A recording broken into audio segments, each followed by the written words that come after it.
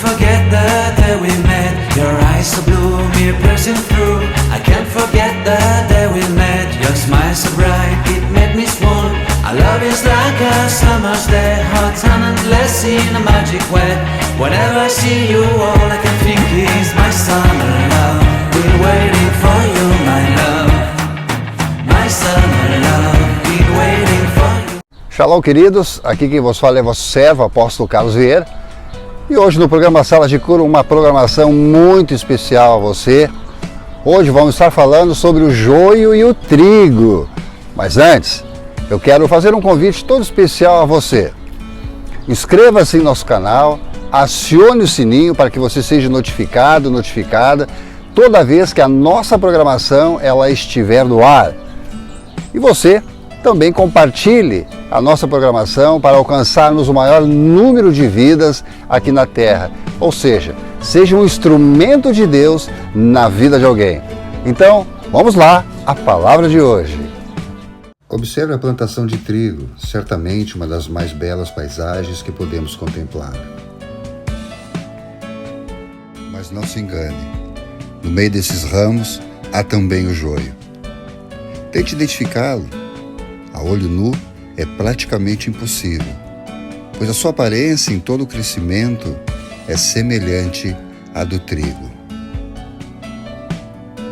Deixai-os crescer juntos até a colheita, e no tempo da colheita direi aos ceifeiros: ajuntai primeiro o joio, atai-o em feixes para ser queimado, mas o trigo recolhei-o no meu celeiro. É aí que surgem as diferenças. Quando maduro e cheio de fruto, o trigo se inclina e se curva. O joio, por sua vez, não produz frutos e não se inclina. Ao contrário, se eleva entre os ramos de trigo e se sobressai. E é neste momento que há a separação. O joio é arrancado e o trigo guardado no celeiro. Ao olharmos para a multidão dentro da igreja, todos parecem iguais, ao orar, ao cantar e até ao falar das coisas de Deus. Porém, somente os nascidos do Espírito possuem os frutos da justiça e se inclinam como o trigo diante da vontade de Deus. Já o cristão joio é orgulhoso. Ele não aceita a disciplina, não se curva, ele se mantém ereto, pois gosta de aparentar uma suposta santidade. Porém, seu interior é completamente tóxico. E sempre será assim. Onde há o trigo, haverá o joio. Haverá o joio para confundir, envenenar e, se possível, arrancar o trigo para ser lançado no fogo. Somente o tempo revela o que está dentro de cada um. É na hora das lutas, dos desertos, quando somos sacudidos e até mesmo esmagados que mostramos o que há em nós. Se formos trigo, os frutos aparecerão e permanecerão. Se formos joio, logo não se curvará e mostrará a sua verdadeira face. Como você viu no vídeo que passamos agora há pouco, é muito fácil você discernir o joio do trigo. Deixa eu explicar para você como funciona isso. Se você colocar o joio na palma da tua mão e espremer e amassar ele vai virar cascas. Enquanto que o trigo, se você fizer o mesmo processo, no final que você estiver amassando ele, ali, triturando ele, você vai ver que vai ficar sementes. Então é muito tremendo, né, o que a Bíblia nos ensina, e Jesus Cristo, nos tempos bíblicos, já nos ensinava sobre isso.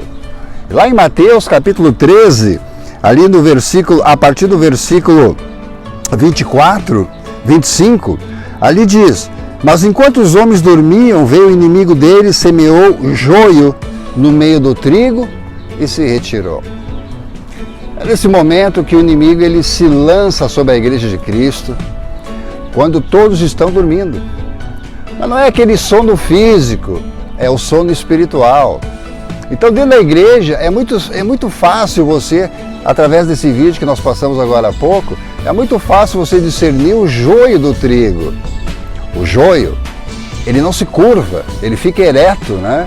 Agora, o trigo com semente, ele acaba se curvando na medida que ele vai crescendo. Então, é muito fácil, muito simples você identificar o joio do trigo.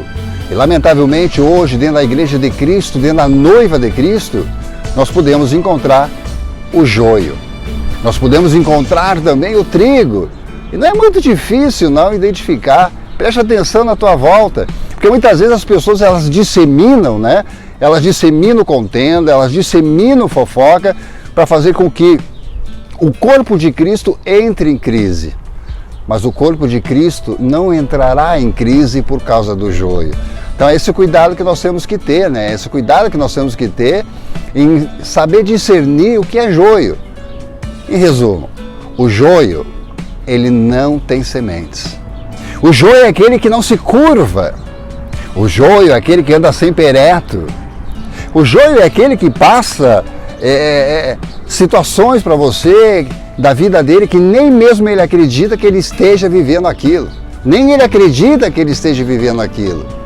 E continuando, no capítulo 13 de Mateus, no versículo 26, ali diz: quando porém a erva cresceu e começou a espigar, então também apareceu o joio.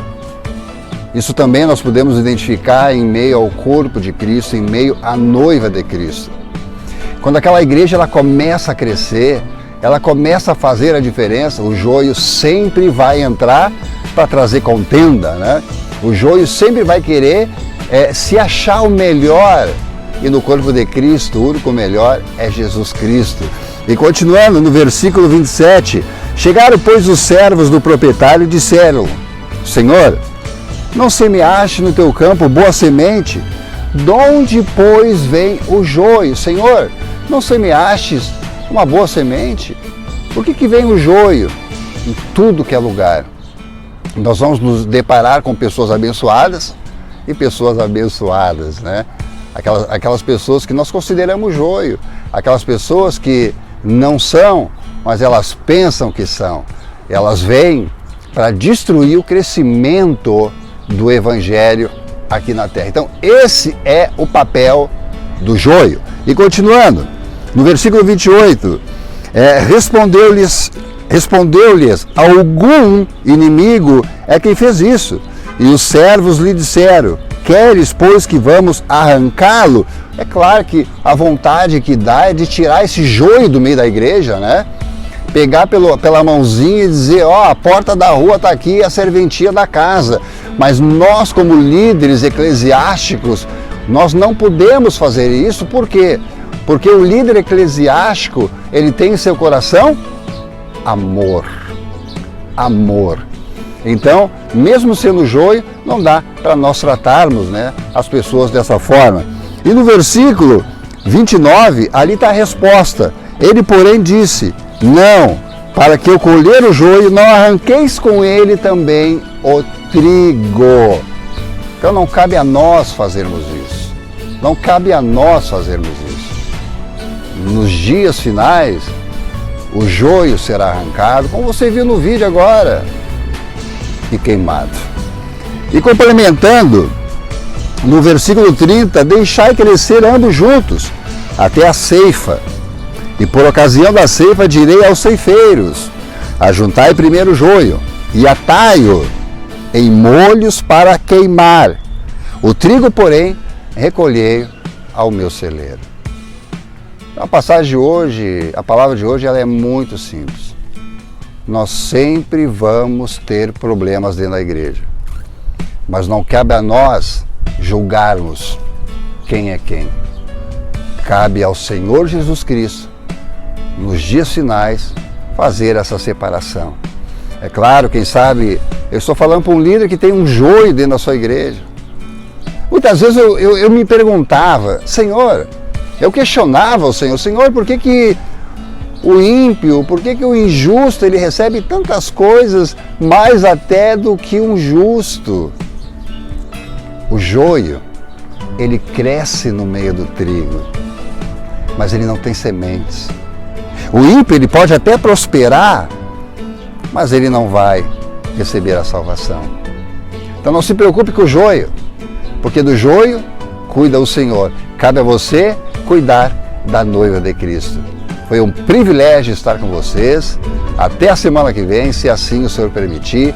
Que as bênçãos do Pai, do Filho e do amado Espírito Santo esteja com todos vocês. Até a próxima semana e muito obrigado. Tchau, tchau.